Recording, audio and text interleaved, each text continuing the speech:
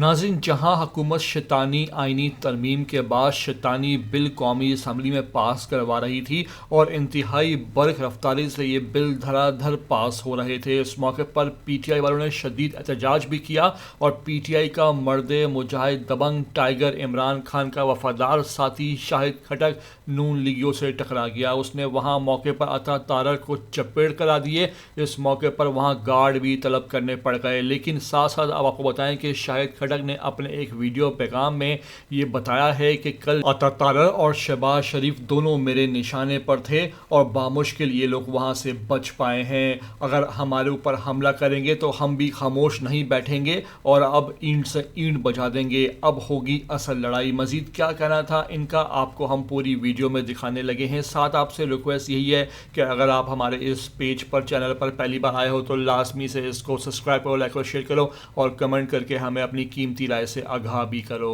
ہو کہ ہم پروٹیسٹ کر رہے تھے، اس کے بعد جب پارٹی نے فیصلہ کیا اپوزیشن لیڈر نے کہ ہم نے پروٹیسٹ کرنا ہے اسپیکر کے ڈائس کے سامنے، تو ہم جب ادھر کھڑے ہوئے تو حکومتی اراکین آ کے ہمارے سامنے کھڑے ہو گئے اور وہ جملے وہاں پہ